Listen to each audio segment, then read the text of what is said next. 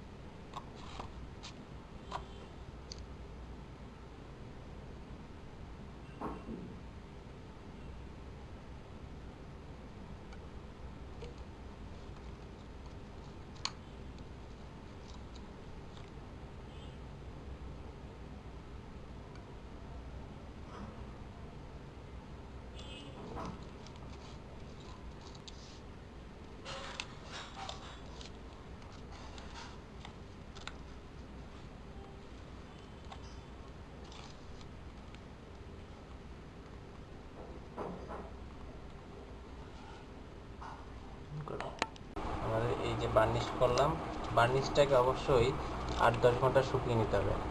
এটা আপনাদেরকে এটা দেখাচ্ছি, কারণ আমাদের সময় স্বল্পতার কারণে আমরা এখন দেখাচ্ছি যেটা, যে বার্নিশটা শুকানোর পরে এই জিনিসটাকে ঠিক এইভাবে মুড়ে দিতে হবে,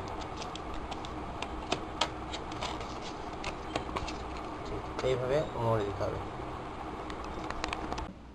এখন আমরা 12 ভোল্টেজের জন্য যে উইন্ডিংটা তৈরি করতে হবে সেটা করব। তো তার জন্য আমরা এখানে বেশ কয়েকটি ফুটো করলাম, 1, 2, 3, 4টা, কারণ এখান থেকে আসবে 12 ভোল্ট হবে। 12 ভোল্টের জন্য যে 16টা উইন্ডিং দিতে হবে, 16টা উইন্ডিং দেওয়ার পরে এখান থেকে একটি বাইর হবে, বাইর হলে তারপরে আবার আরেকটি এখানে থেকে আবার আরেকটি 16টা উইন্ডিং হবে, অর্থাৎ 12, 0, 12। এই হচ্ছে সেন্টার ট্যাপ একটি ট্রান্সফরমার তৈরি হয়ে যাবে, যার একটা পাশে থাকবে 0 থেকে 260 পর্যন্ত একটি অটো ট্রান্সফরমার ভোল্টেজের, এবং এই পাশে থাকবে 12, 0, 12 ভোল্টের একটি লুপ।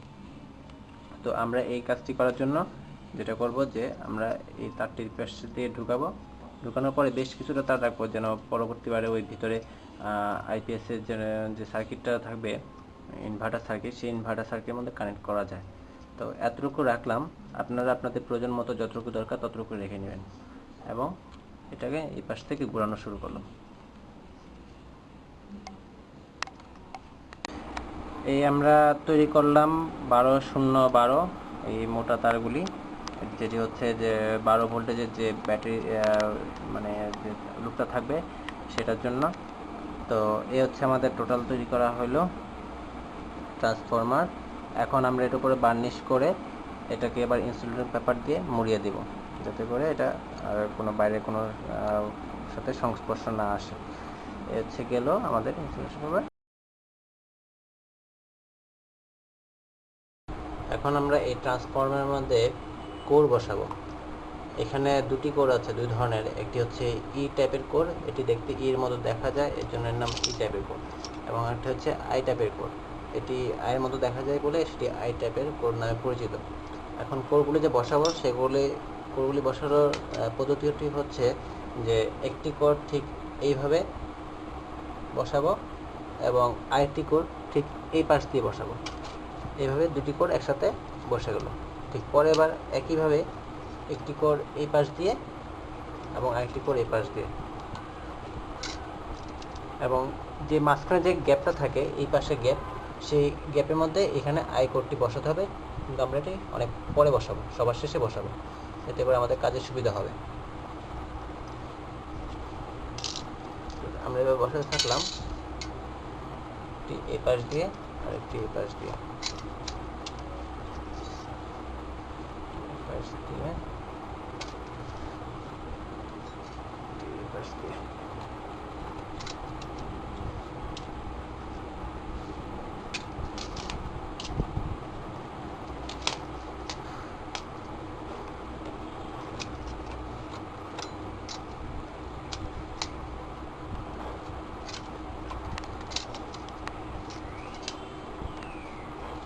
আমরা যে দোকান থেকে যে কোর কিনবো সেই কোরের যে কতটুকু কিনবো, কোর হিসেবে বিক্রি করা হয় কেজির মাপ হিসেবে। কত কেজি কোর কিনবো সেই কোরটা কেজিটা জানার জন্য আমরা প্রথমে এটির দৈর্ঘ্যটি নিব। এভাবে দৈর্ঘ্যটি নেওয়ার পরে ঠিক এইভাবে আমাদের হাতে যতগুলি কোর আসে এইভাবে ঠিক সেই এতগুলি কোর আমরা নিব, নিয়ে সেটা ওজন করে এভাবে এতগুলি কোর নিব, নেওয়ার পরে সেই ওজন করে আমরা কোরগুলি কিনব এবং সেই সাথে কোরগুলিও ঠিক একইভাবে কিনব। তো এইভাবে আমরা সবগুলি কোর ঢুকালাম ববিনের ভিতরে। এই হচ্ছে টোটাল জিনিসটা। এখন আমরা এই যে মাঝখানে যে ফাঁকা অংশগুলি আছে সেই অংশগুলির মধ্যে আমরা এভাবে কোরগুলি ঢুকিয়ে দিব। এভাবে একটা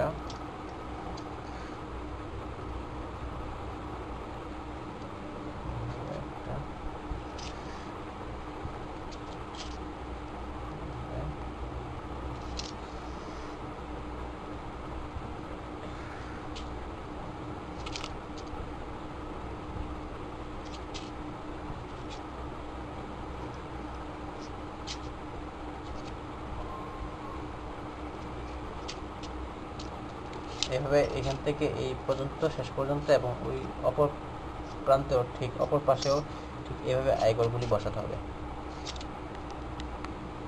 আমরা টোটাল কোর সবগুলি ঢুকিয়ে ফেললাম। এবার আমরা এটার মধ্যে স্ক্রু দিয়ে টাইট করে ফেলবো, মানে অ্যাডজাস্ট করে ফেলবো। এখন যে বিষয়টা হচ্ছে যে টোটাল কমপ্লিট হয়ে গেল। এখন ওই পেস্টটা লাগাতে হবে। সেই পেস্টটা হচ্ছে এটা যেটার উপর থাকবে। 4 পিস ট্রান্সফর্মার কমপ্লিট হয়ে গেল।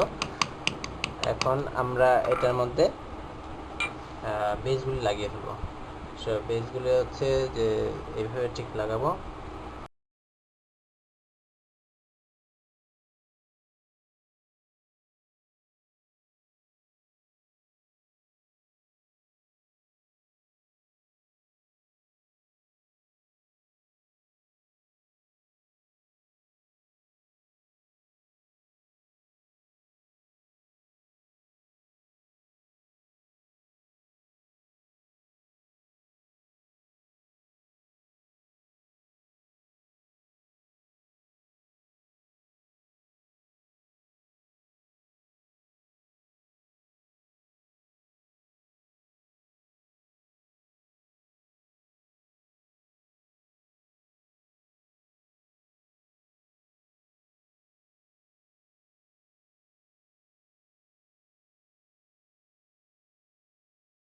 টোটাল IPS এর যে ট্রান্সফরমারটি দরকার ছিল সেটি কমপ্লিট হয়ে গেছে। এখন আমরা এটি টেস্ট করব। টেস্ট করার জন্য এই যে আমাদের যে ওয়্যারগুলি আছে সেই ওয়্যারের উপরে একটি আবরণ দেওয়া আছে, যাতে করে এটি মানে যেটাকে বলে ইনসুলেটিং একটা লেয়ার থাকে।